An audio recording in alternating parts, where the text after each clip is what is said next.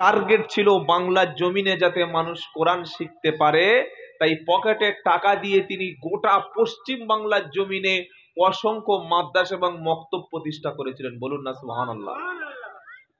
আর আমরা কারা ভাই? আমরা যারা বলছি যে মাদ্রাসায় পড়ানোর দরকার নাই, ছেলে পড়ানোর দরকার নাই, নিজেও কোরআন শেখার দরকার নাই, এই তো আমাদের ইমাম সাহেব আছে তো, এক খতম 500 টাকা দাও, এক খতম নাও।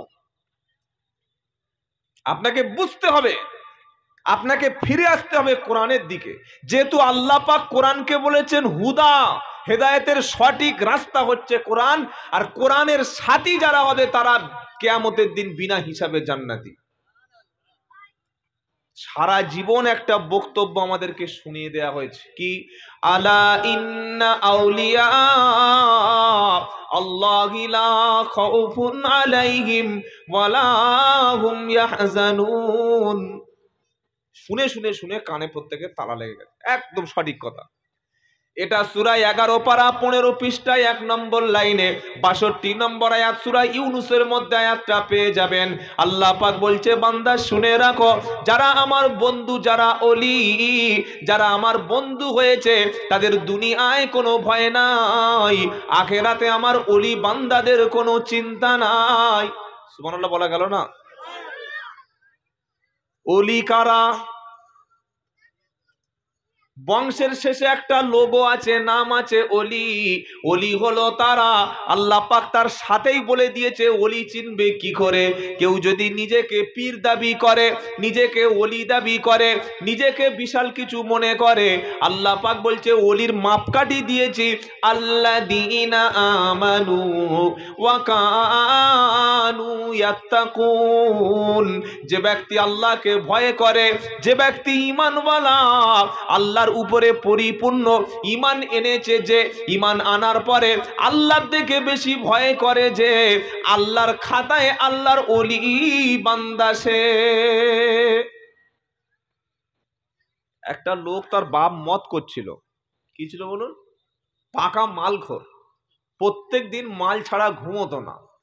তার ছেলেটা ইমাম সাহেবের কাছে বসে হোক, আলেম ওলামাদের কাছে গিয়ে হোক, হাক্কানি পীরের সোহবতে হোক, গিয়ে তিনি প্রথমে ভালো করে কোরআন শিখে এসছে, নবীর জীবনী শুনেছে, নবীর সুন্নাত গুলো শিখেছে। সেদিন থেকে 5 ওয়াক্ত নামাজ জামাতে পড়ে, সেদিন থেকে মদ ঘুষ জেনা ব্যভিচার ছেড়ে দিয়েছে, সেদিন থেকে হারাম খাবার খায় না, সুদ ঘুষ খায় না, মিথ্যা বলে না, জেনা ব্যভিচার করে না, সেদিন থেকে আল্লাহর নবীর পূর্ণাঙ্গ সুন্নাতের পাবন্দি হয়ে গেছে। এই লোকটা হচ্ছে আল্লাহর কাছে একজন ওলি বান্দা। বলুন সুবহানাল্লাহ। অনেকে মনে করে যে পীরের ঘরে হলে শুধু ওলি হয়, আর পীরের বাইরের কোনো বংশে হলে ওলি হয় না। এবার আপনাকে একটা নাম বলে দিচ্ছি, শুনে রাখেন। ফুরফুরার মুজাদ্দেদ আবু বকর সিদ্দিক রহমতুল্লাহ আলাইহির হাজার হাজার হাজার হাজার খলিফা মুরিদ ভক্ত ছিল, ছিল না? ছিল না? খুব ভালো করে বক্তব্য শুনবেন, সারা জীবন সুর শুনে শুনে মাথা ঝালাপালা হয়ে গেছে আমাদের। এইবার একজন ব্যক্তি ছিল দাদা হুজুর রহমতুল্লাহের খলিফা, তার নাম হচ্ছে সুফি আব্দুল মুমিন। নাম শুনেছেন? বাড়ি কিন্তু আমাদের দেশে নয়, বাংলাদেশি। তো তখন তো আর বাংলাদেশ পাকিস্তান ভারত আলাদা ছিল না, তখন একটাই দেশ ছিল। এই আব্দুল মুমিন সুফি, তিনি কিন্তু প্রথম থেকে ছিল না সুফি, ছিল না আব্দুল মুমিন, তিনি ছিলেন হিন্দু। কি ছিলেন বলেন? হিন্দু। তিনি দাদা হুজুর রহমতুল্লাহর হাতে হাত দিয়ে তওবা পড়ে, কলেমা পড়ে, নিজেকে ইসলাহ করে প্রথমে কোরআন শিখে নিলেন, কোরআন জেনে নিলেন, নবীর সুন্নাতের উপরে চলে আসলেন, দিনের উপরে পূর্ণ দিনের পাবন্দি শুরু করে দিলেন, আর মরণের আগে তিনি একজন আল্লাহর ওলি হয়ে কবরে চলে গেলেন। তাহলে এরা কারা ভাই? যারা বলছে শুধু আমাদের বংশটা একমাত্র ওলি হবে, বাইরের কোনো ঘর থেকে কেউ ওলি হতে পারবে না। তাহলে সুফি আব্দুল মুমিন হিন্দুর বেটা হয়ে পীর হলো কিভাবে? প্রশ্ন এক, আল্লাহর নবী সাল্লাল্লাহু আলাইহি সাল্লামের পরে এই উম্মতের সবচাইতে বড় আল্লাহর ওলি কে? নাম হলো সিদ্দিকে আকবর আবু বকর সিদ্দিক। জোরে বলুন সুবহানাল্লাহ। যে সাহাবাদের সম্পর্কে কোরআন সাক্ষী দেয়, আর হেদায়েত যদি কাউকে গ্রহণ করতে হয়, সাহাবাওয়ালা ঈমান ছাড়া কোনো মানুষ হেদায়েত প্রাপ্ত না। ফা ইন আমানু বিমিসলি মা আমানতুম বিহি ফাকাদ ইহতাদাও ওয়া ইন তাআল্লাউ ফা ইন্নামা হুম ফি শিকাক ফাসায়াকফিকাহুমুল্লাহু ওয়া হুয়াস সামিউল আলীম। কোরআনের প্রথম পারা 20 পৃষ্ঠা, একদম উপর থেকে ঠিক 5টা লাইন নিচে, সূরার নাম বাকারা। আল্লাহ পাক বলছে, যদি ঈমান তোমরা আনো তাদের মতো ঈমান আনো। তারা কোনো পীর না, তারা কোনো ওলি না, তারা কোনো গওস কুতুব না, তারা কোনো খাজা মঈনুদ্দিন চিশতি না, তারা কোনো কেউ না।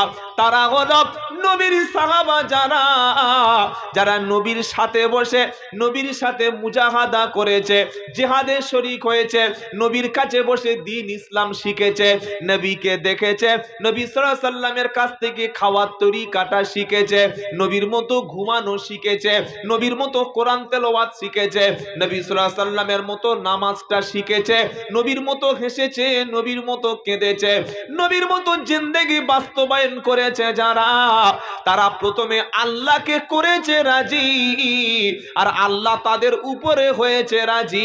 তারা হলেন সাহাবা। ওই সাহাবাওয়ালার মতো ঈমান আনো, তবে তুমি হেদায়েত পেয়ে যাবে।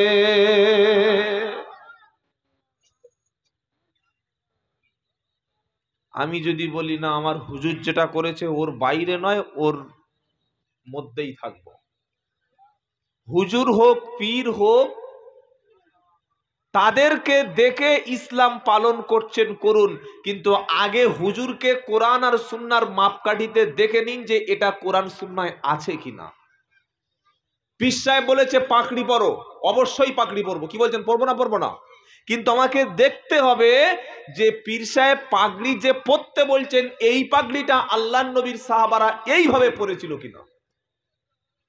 পীর সাহেব বলছে জিকির করো, হ্যাঁ জিকির করবো, আল্লাহ তো জিকির করতে বলেছেন, কিন্তু আমাকে দেখতে হবে এই জিকিরটা নবী সাল্লাল্লাহু আলাইহি সাল্লামের তরিকা হচ্ছে কিনা। আপনি নেটে সার্চ করুন, বাংলাদেশে উজানি বলে একটা পীর আছে, উজানি, কি পীর বললাম, উজানি। ওই পীরের মজলিসে জিকির হয়, যখন পীর সাহেব জিকির শুরু করে তখন মুরিদরা ইশকে এত দেওয়ানা হয়ে যায়, এত হুলহুল হয়ে যায়, আল্লাহর সঙ্গে একাকার হয়ে যায়, তখন লাফ দিয়ে মাইক ভেঙে পীরের ঘাড়ে উঠে পড়ে। আপনি এখন সার্চ করে দেখুন। তাহলে তিনিও পীর, তার মুরিদরা মনে করে ইনি হক্কানি। চরমনাই বলে আরেকটা পীর বাংলাদেশে আছে, ফজলুল করিম। উনি যখন জিকির শুরু করে, মুরিদরা এরকম বাঁশ দিয়ে প্যান্ডেলে উঠে পাটা উপরে তুলে আচার খেতে থাকে, আল্লাহ আল্লাহ করে বেহুশ হয়ে যায়। তাহলে তার মুরিদরা লক্ষ লক্ষ ভক্ত আছে, তারাও মনে করে হাক্কানি পীর। আল্লাহর কসম করে বলছি, কোন পীরের বিরুদ্ধে বলার আমার কোনো প্রয়োজন নাই, কারণ আল্লাহর ওলিদের দ্বারাই আমরা ইসলাম পেয়েছি, বলুন সুবহানাল্লাহ। আর ওলি হওয়ার প্রথম শর্ত, আলেম পীর হওয়ার প্রথম শর্ত ছিল আলেম হওয়া। তো উজানি পীর জিকির বিতরণ করছে মুরিদদের কাছে, চরমনাই পীর জিকির লঞ্চ করছে তার মুরিদদের কাছে, কিন্তু আমাকে প্রথম দেখতে হবে এই জিকিরটা সাহাবায়ে কেরামের মধ্যে কেউ করেছিল কিনা। সাহাবায়ে কেরাম জিকির করেছিলেন, তাদের মতো জাকিরিন এই উম্মতের মধ্যে কেউ ছিল না, কিন্তু সাহাবাদের জিন্দেগিতে কোনোদিন জিকির করতে করতে হযরতে আবু হুরায়রা ওমরের ঘাড়ে উঠে যায়নি। হযরতে বেলাল রাদিয়াল্লাহু তাআলা আনহু জিকির করতে করতে হুজাইফার জামার উপরে লাফ দিয়ে পড়েনি। হযরতে উসমান গনি জিকির করতে করতে হযরতের আলী রাদিয়াল্লাহু তাআলার কাঁধে ঝুলে পড়েনি। তার মানে যেটা সাহাবাদের মধ্যে নাই, যেটা নবীর জিন্দেগিতে নাই, ওটা ইসলামের মধ্যে নাই।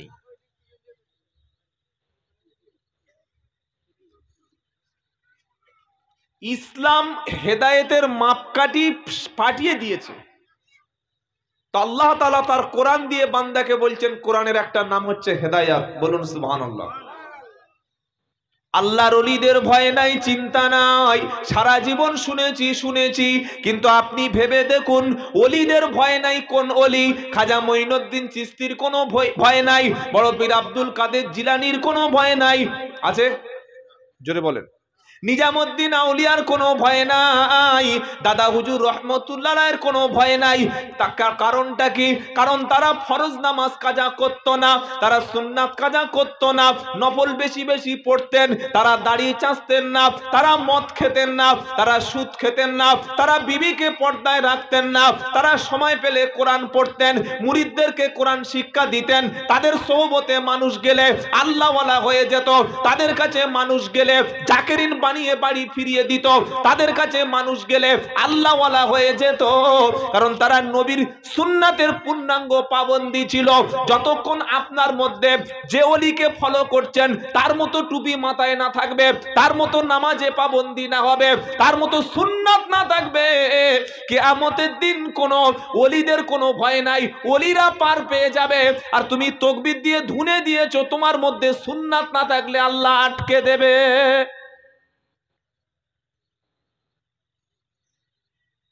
বলে হুজুর তাকবীর দিলে আটকে দেবে সুন্নাত না থাকলে? এইবার একটা ব্যক্তির নাম বলছি, যেহেতু মাদ্রাসার প্রোগ্রাম তো ভেবে বলতে হয়, গেজাগরি কথা তো চলবে না। আব্দুল্লাহ ইবনে উবাই বলে একজন বিখ্যাত লোক ছিল, মদিনার নেতা। এই আব্দুল্লাহ ইবনে উবাই প্রথমে ছিলেন তিনি মুশরিক, মদিনার নেতা। আল্লাহর নবী যখন মক্কা থেকে মদিনায় হিজরত করেন, আব্দুল্লাহ ইবনে উবাইয়ের হাজার হাজার ভক্ত মুরিদেরা তারা কি করলো? নবী মুহাম্মদ সাল্লাল্লাহু আলাইহি সাল্লামের আদর্শে আদর্শিত হয়ে সকলে কলেমা পড়ে মুসলমান হয়ে গেলেন। কেন? সত্য যখন আসে মিথ্যা তখন বিলুপ্ত হয়, সুন্নাত যখন আসে বিদআত তখন বিলুপ্ত হয়, কোরআন যখন আসে তখন ভণ্ডদের আড়ত তখন ভেঙে যায়, মাদ্রাসা প্রতিষ্ঠা হলে শিরকের আড্ডা নষ্ট হয়, সমাজে আলেম বেশি তৈরি হলে জালেমদের পতন ঘটে, সমাজে মানুষ যখন সূর্য উঠে যায় চাঁদের অন্ধকার তখন রাতের অন্ধকার দূর হয়ে যায়। তো যখন নবী ইসলামের আলো জ্বেলে দিলেন মদিনায়, আব্দুল্লাহ ইবনে উবাই মুশরিক ছিল, তার হাজার হাজার ভক্ত সকলেই মুসলমান হয়ে গেল।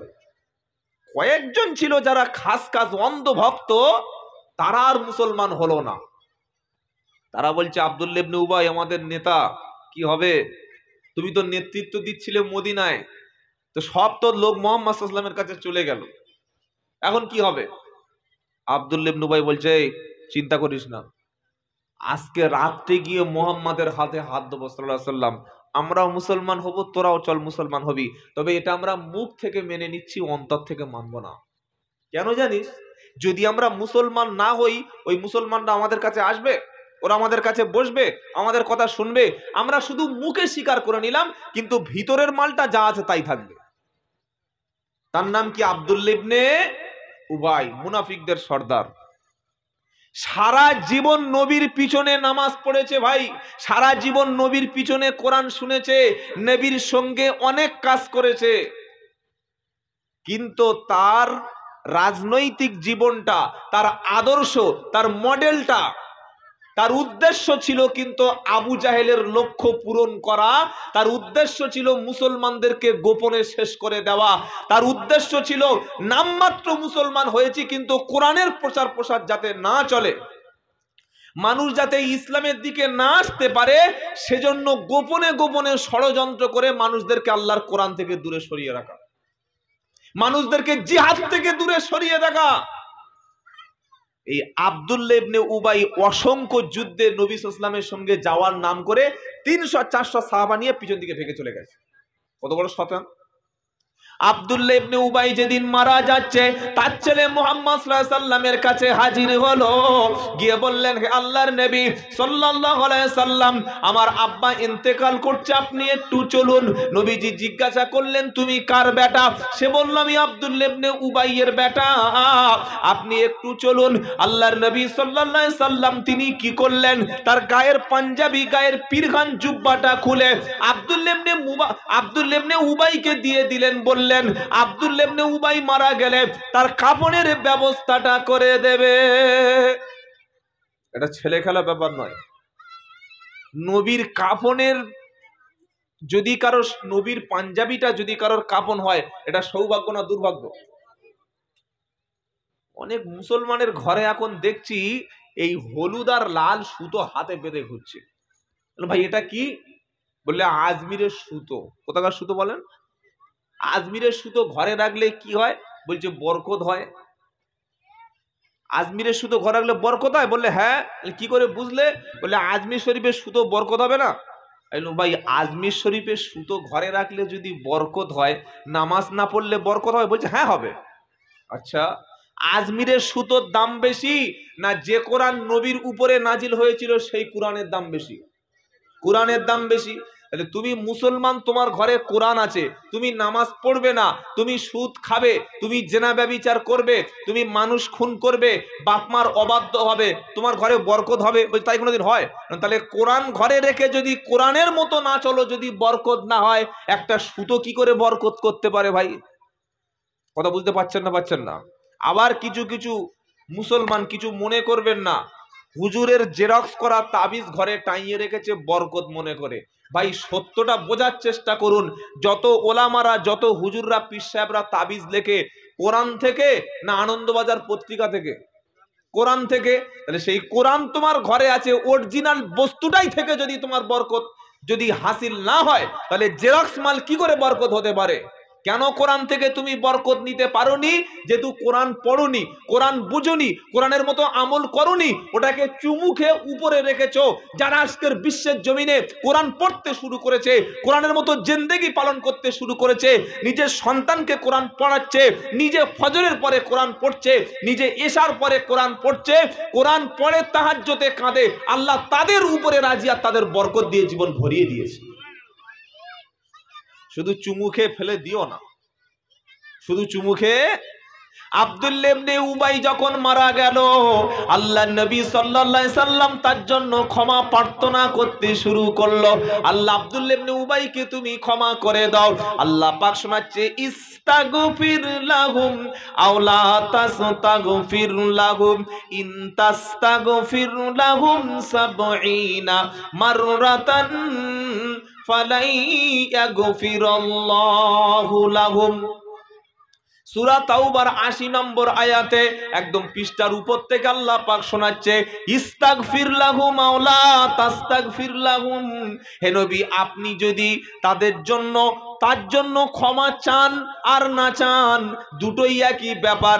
ক্ষমা চাইলেও ক্ষমা হবে না, না চাইলেও তো এমনি হবে না।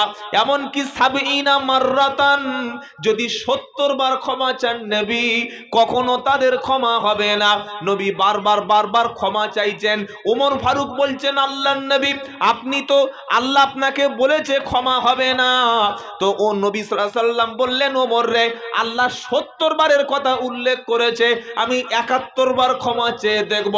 তাফসীরের মধ্যে এসেছে নবী ক্ষমা চাইলেন, এরপরে জানাজার নামাজ পড়াতে যাবেন।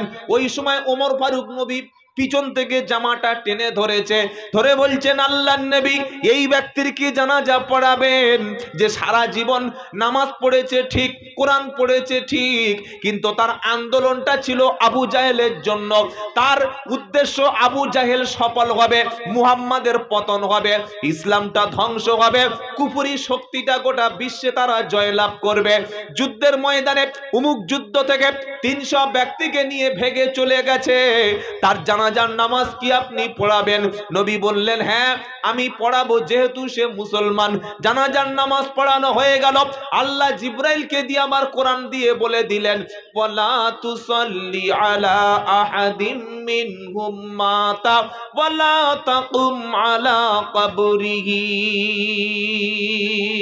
নবীকে সাবধান করছে নবী, আর কোনদিন খবরদার এই রকম মুনাফিক যদি কেউ মারা যায়, তুমি তাদের কবরের কাছে নামাজের জন্য, ক্ষমা প্রার্থনার জন্য, তার জানাজার নামাজের জন্য কখনো তুমি দাঁড়াবে না। আব্দুল্লাহ ইবনে উবাই বেনামাজি ছিল না, দাড়ি চেঁচে দিয়েছিল না, পাগড়ি ছিল ব্যাপারটা তা না, সব ছিল, কিন্তু তার জান মাল উদ্দেশ্য ছিল কোরআন যাতে মিটে যায়, ইসলাম যাতে শেষ হয়। উদ্দেশ্য ছিল আবু জাহেলের মতো মতাদর্শ ছিল। আর আবু জাহেলের টার্গেট ছিল কোরআন যাতে মানুষ না শুনতে পায়, কারণ কোরআন শুনলেই মানুষ হেদায়েত হবে। বলুন সুবহানাল্লাহ। কোরআন শুনলেই হেদায়েত হবে। বেশিরভাগ জলসায় গেলে বলে হুজুর 10 বছর 20 বছর জলসা দিচ্ছি, কোনো পরিবর্তন হয় না। আমি বললাম ভাই পরিবর্তনের আলোচনাই তো জলসায় হয় না। সারা জীবন শুনিয়ে গেছে আমার আব্বা, আমার দাদা, আমার নানা, আমার চাচা কি করেছে, চাচা কি করেছে, নানা কি করেছে, সেগুলো ভালো কথা, কিন্তু এগুলো তো হেদায়েত হবে না ভাই। হবে? আগে জলসা শুনে মানুষ পরিবর্তন কেন হতো? কারণ মানুষের কাছে আগে কোরআন পরিবেশন করা হতো। বক্তাদের উদ্দেশ্য ছিল আল্লাহ সন্তুষ্ট করব, খুলুসিয়াত ছিল। আর আমার উদ্দেশ্য কি করে বক্তব্য করলে পাড়ায় মুরিদ বাড়বে, ভক্ত বাড়বে, আরো দুটো দাওয়াত বাড়বে, আরো দুটো বাড়ি মরে গেলে আমি মিলাদ পড়ে খাবো, এটাই তোমার উদ্দেশ্য। এই উদ্দেশ্য নিয়ে যদি এখানে বয়ান করতে আসি, কে হেদায়েত হবে? আমি তো নিজেই মালখোর। মালখোর মানে শুধু মদখোর নয়, মালের পিছনে ছুটছি। পোশাক, টুপি, পাঞ্জাবি, দাড়ি, স্ট্যাটাস, গাড়ি, বাড়ি, এগুলো কি? কবির ভাষায় এ হাল তেরা জাল হ্যায়, মকসুদ তেরা মাল হ্যায়, কি আজব তেরা চাল হ্যায়, লাখো কো আন্ধা কর দিয়া। এই যে সাদা পাঞ্জাবি, সাদা টুপি আর পাগড়ি, উদ্দেশ্য যদি থাকে মানুষের মন জয়, উদ্দেশ্য যদি থাকে মানুষকে অন্ধ করে রাখবো, মানুষকে সত্যটা বলবো না, মানুষকে মিথ্যা কথা বলে যাব, মানুষকে সমাজ ভাগ করে দিয়ে যাব, তাহলে আমি ভেগ ধারণ করেছি। আমার উদ্দেশ্য মাল। আল্লাহ পাকের কাছে কিয়ামতের দিন 3 শ্রেণীর ব্যক্তিকে কিয়ামতের দিন আল্লাহ তাদের সঙ্গে কথা বলবেন না, তাদের পবিত্র করবেন না, তাদের শাস্তি হচ্ছে জাহান্নাম। নাম্বার 1 অত্যাচারী শাসক, নাম্বার 2 বৃদ্ধ বয়সে জেনাকারী ব্যক্তি, আর নাম্বার 3 সত্য গোপনকারী আলেম ওলামা সম্প্রদায়। আল্লাহ পাক নবীকে বললেন ইয়া আইয়ুহার রাসূল বাল্লিগু মা উনজিলা ইলাইকা মির রাব্বিক ওয়া ইল্লাম তাফআল ফামা বাল্লাগতা রিসালাতা ওয়াল্লাহু ইয়াইসিমুকা মিনান নাস। 6 পারা 18 পৃষ্ঠা 9 নম্বর লাইনের 67 নম্বর আয়াত সূরা মাইদা। হে আমার রাসূল, আপনি প্রচার করতে থাকুন, প্রচার করুন। আমি আল্লাহ যেটা পাঠিয়েছি, নাজিল করেছি, আমি আপনাকে পড়তে বলেছি কোরআন, আপনি নিজে পড়ুন, সাথে সাথে কোরআনের প্রচারটা করুন। আপনি একা পড়বেন, বাদবাকি মানুষের ঘরে ঘরে গিয়ে শবে বরাতে পড়ে আসবেন, এটা যেন উদ্দেশ্য না থাকে। আপনি সবার কাছে কোরআনটাকে প্রচার করুন। যদি প্রচার করা থেকে বিরত থাকেন, আপনি রিসালাতের দায়িত্ব তাহলে পালন করলেন না। বক্তা যদি কোরআন প্রচার বন্ধ করে দেয়, বক্তা যদি মনে করে সুদের বিরুদ্ধে কথা বললে আমার আর দাওয়াত হবে না, মদখোরের বিরুদ্ধে কথা বললে আমার হাদিয়াটা দেবে না, পীর সাহেব যদি মনে করে সুদ মদ জেনা ব্যভিচারের বিরুদ্ধে কথা বললে আমার মুরিদ কমে যাবে, ইমাম সাহেব যদি মনে করে কোরআনের প্রকৃত দাওয়াতটা দিলে চাকরি চলে যাবে, তাহলে তার দায়িত্ব সে পালন করলো না, দায়িত্ব থেকে সে ব্যক্তি খেয়ানত করলো, এটাও আমানতের খেয়ানত। একটা রোগী বলছে খুব পেট যন্ত্রণা করছে, উফ ডাক্তার মরে যাচ্ছি, শুয়ে পড়ো। শুয়ে দিল, দিয়ে পেটে হাত দিয়ে দেখছে কিছু বোঝা যাচ্ছে না, কোথায় যন্ত্রণা করছে? বললে এই ডান সাইড একটু নিচে। তাহলে একটু খুলে দেখবো, দেখো। ডাক্তারের কাছে খুলে দেখালে পাপ হবে? কথা বলেন। চেষ্টা করবেন পুরুষ ডাক্তার পুরুষকে দেখানো, মহিলা ডাক্তারকে দেখানো। আজকে আমাদের মুসলমানদের উদ্দেশ্য কি জানেন?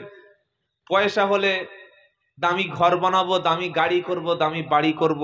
কিন্তু পয়সা দিয়ে যে আমার একটা মেয়ে তার ব্রেন বুদ্ধি মেরিটোরিয়াস হলে তাকে যে উচ্চ শিক্ষায় শিক্ষিত করে একটা মহিলা ডাক্তার বানানোর দরকার মুসলমান সমাজে, এই চিন্তা আমাদের মধ্যে খুব কম। হজে যাচ্ছে, পুরো মুখটা বিবিকে ঘিরে নিয়েছে। হজ থেকে ঘুরে এসে বিবির মুখ কেউ দেখতে পায় না, কিন্তু এই বিবির এমন স্থানে একটা রোগ হয়েছে, এমন গোপন জায়গা বা এমন একটা রোগ হয়েছে যে রোগের ডাক্তার একমাত্র কাপড় বা শরীরের অংশটা সরিয়ে দেখতে হবে। সেক্ষেত্রে এই মুসলমানের প্রথম দায়িত্ব কি? একটা নারী ডাক্তার নির্বাচন করা না পুরুষ ডাক্তার নির্বাচন করা? নারী ডাক্তার।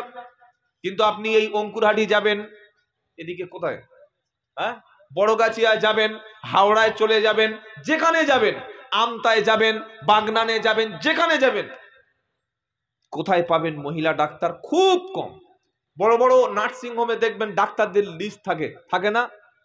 উমুক পাল, তুমুক দাস, উমুক এই ডাক্তার। এ কে ভট্টাচার্য, বি কে দাস, সি কে পাল, এল কে ব্যানার্জি। ওই ওখানে তো একটা মহিলা ডাক্তার পাওয়া যায় না, যদি পাওয়া যায় হাজারে একটা, আর হাজারে যায় একটা, তার মধ্যে কোনো মুসলমান নাই। আপনি হজ করেছেন, আপনি দাওয়াতের সাথী, আপনি ফুরফুরার পীর সাহেবের মুরিদ, আপনার বিবির মুখ কেউ দেখতে পায়নি, কিন্তু এমন রোগে পড়েছে ওর মুখ কেন গোটা শরীর দেখাতে বাধ্য। তখন স্বামী বাইরে দাঁড়িয়ে বলছে আল্লাহ ক্ষমা করে দিও। আল্লাহ তো ক্ষমা করবে, কিন্তু আমরা কেন সমাজ ব্যবস্থার মধ্যে গোটা পাড়া থেকে চাঁদা তুলে একটা মহিলা ডাক্তার বানাতে পারলাম না? এটা তো আমাদের গাফিলতি, এটা তো আমাদের ভুল। কিন্তু এই কাজটা খ্রিস্টান মিশনারি করেছে। প্রত্যেকটা মহল্লা মহল্লা, থানায় থানায় দেখবেন খ্রিস্টানদের ফ্রি অফ কস্ট তারা চিকিৎসা দিচ্ছে। দিচ্ছে না, দেয় না? খ্রিস্টান সংস্থা নাই? শত শত মহিলা ডাক্তার খ্রিস্টানদের মধ্য থেকে আছে। আমরা কি করি? ছোট্ট ছোট্ট বিষয় নিয়ে মারামারি। তুই কিয়াম করছিস, তুই জাহান্নামে যাবি। তুই জামাতে গেছিস তো পুরো তুই বাতিল হয়ে গেছিস, তোর আর দলে নেওয়া যাবে না। এখনো পর্যন্ত গত পরশুদিন, তার আগের দিন একটা ঘটনা বললে অবাক হয়ে যাবেন। এটা বলবো না। আমার একটা প্রোগ্রাম ছিল, রাত 12টা থেকে 2:30 পর্যন্ত প্রোগ্রাম করেছি। আমার পরে এক পীর সাহেব ছিল, সৌদ বলে এক পীর সাহেব। উনি গিয়ে কাঁচ নামিয়ে জলসার কাছাকাছি গিয়ে বলছে, কে বক্তব্য করছে? বললে আব্দুল্লাহ জুবার। ওকে আমাদের জলসায় এনেছিস? ওকে আমাদের জলসায়? আচ্ছা, ইসলাম কারোর বাপের প্রপার্টি? মনে রাখবেন, ইসলাম হচ্ছে আল্লাহর। জোরে বলুন সুবহানাল্লাহ। তবলিগ জামাত প্রচারের নাম, ফুরফুরা একটা জায়গার নাম। দাদা হুজুর একজন পীর, তিনিও প্রচার করেছিলেন। কি বলছেন আপনারা? হানাফি একটা মাযহাব, শাফি একটা মাযহাব, মালিকি একটা মাযহাব, হাম্বলি একটা মাযহাব। তাহলে কেউ যদি মনে করে যে শুধু তবলিগ জামাত মানে ইসলাম, এর বাইরে ইসলাম নেই, অবশ্যই তিনি ভুল করছেন। অন্ধ হয়ে কথা বলবেন না। যদি কেউ মনে করে আজানগাছি পীর সাহেবটা ঠিক, বাদবাকি সব ভুল, অবশ্যই তিনি ভুল করছেন। যদি কেউ মনে করে শুধু ফুরফুরা সিলসিলাটা ইসলাম, এর বাইরে সব জাহান্নামী, এটাও তিনি ভুল করছেন। আমরা কেন নিজেদেরকে বলতে পারছি না যে ভাই, যে মুসলমান কলেমা পড়েছে সে আমার ভাই? এটা বলে কাছে নেওয়া যায় না? আমার আগে হযরত বলে গেছেন যে মসজিদে লেখা আছে এই মতাদর্শে। কেন মসজিদে অমুক মতাদর্শ লেখা থাকবে? কেন মসজিদে লেখা থাকবে না যেটা মুহাম্মদ সাল্লাল্লাহু আলাইহি ওয়াসাল্লামের মতাদর্শের মসজিদ?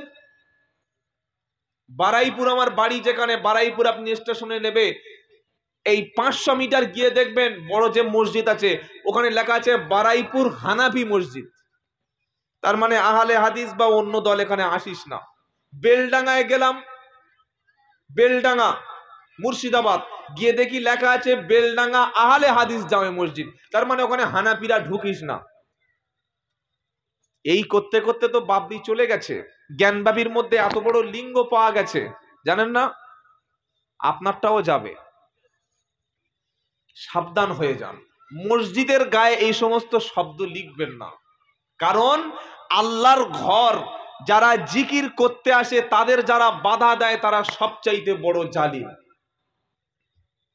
কোথায় লেখা আছে? ওয়ামান আযলামু মিম্মান মানাআ মাসাজিদাল্লাহি আইয়ুযকারা ফীহা ইসমুহু ওয়া সাআ ফী খরাবিহা।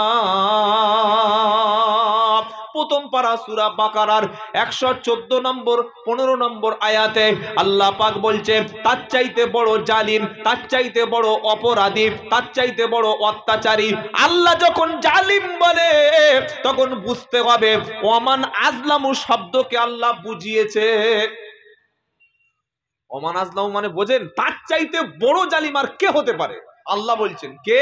ওয়ামান আযলামু মিম্মান মানাআ মাসাজিদাল্লাহি আইয়ুযকারা ফীহা ইসমুহু ওয়া সাআ ফী খরাবিহা। তার চাইতে বড় অত্যাচারী আল্লাহর কাছে দ্বিতীয় একটাও নাই।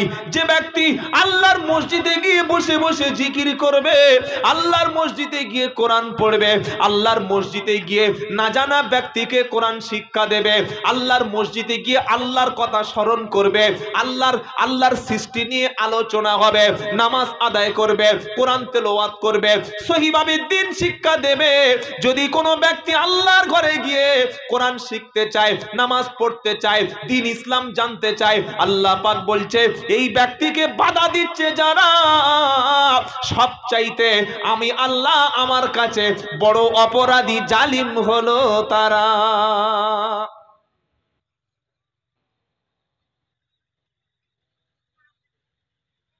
মসজিদে মদ খোর উঠলে আমরা কি করি?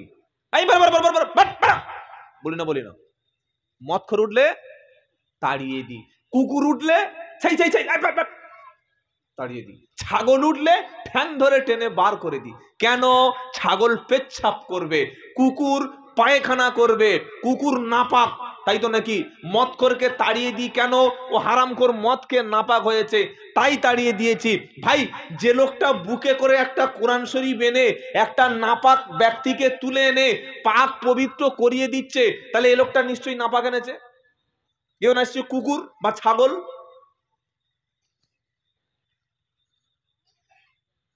আমরা কি করে মসজিদ থেকে মানুষকে তাড়াবো? যেখানে নবী মসজিদে পেশাব করেছে নবী তাড়িয়ে দেয়নি, দিয়েছে? এই সমস্ত জাহিলদের কাছে যারা আমরা মসজিদ থেকে লোক তাড়াই, যদি নবীর জামানার এরা কোনো লোক হতো আর যদি মসজিদে পেশাব করতো সঙ্গে সঙ্গে ফাঁসি দিয়ে দিত। মসজিদের উপরে সিলিং ফ্যান থাকে না, ওটাই ফাঁসি দিয়ে দিত। এত বড় জাহিল। আল্লাহর নবীর মসজিদ ছেলে খেলা নয়। আপনাদের সন্তোষপুরের মসজিদে, গাইঘাটার মসজিদে 50,000 রাকাত নামাজ পড়লে যে সওয়াব হবে, আল্লাহর নবীর মসজিদে 1 রাকাতে সেই সওয়াব হবে। জোরে বলুন না সুবহানাল্লাহ। সেখানে বসে আছেন কারা? আশারায়ে মুবাশশারার মধ্যে কয়েকজন সাহাবা, আবু বকর, ওমর, উসমান রাদিয়াল্লাহু আনহুম বসে আছেন, আল্লাহর নবীও বসে আছেন। ইহুদি এসছে, তখন টাইলস ছিল না, পাথর ছিল না, মজাক ছিল না, কোনো সিলিং ফ্যান ছিল না, মসজিদে অতটা মডিফাই বিউটিফাই ছিল না, এসেই পেশাব শুরু করেছে। ওমর ফারুক রাগী মানুষ, ফট করে তরবারি খাট করে মেরে উড়িয়ে দেব। নবী বললেন, ওমর শান্ত হও, ঠান্ডা হও, কারণ ইসলাম কখনো মানুষকে প্রতিশোধ নেয় না। বলুন সুবহানাল্লাহ। তোমার ভাই ভুল করেছে, তুমি ভুলটাকে শিখিয়ে দাও। ইদফা বিল্লাতি হিয়া আহসান। যদি কেউ মন্দ কাজ করে, মন্দ কাজের প্রতিবাদটা কিংবা মন্দ কাজের প্রতিবাদটা যখন করবে, তুমি যেন তার চাইতে মন্দ আচরণ করো না। কোরআনের নির্দেশ হচ্ছে ইদফা বিল্লাতি হিয়া আহসান। কেউ মন্দ কাজ করেছে, তার প্রতিশোধটা মন্দ দিয়ে নিও না, মন্দের প্রতিশোধটা তুমি ভালো ফিরিয়ে দাও। আমাদের সমাজে একটা কথা আছে, কি জানেন? ইট মারলে পাটকেল মারতে হয়। এটা ইসলাম শেখায়নি, এটা সন্ত্রাসীরা শিখিয়েছে। গান্ধীজি বলেছে, একটা গালে থাপ্পড় মারলে আরেকটা পেতে দাও।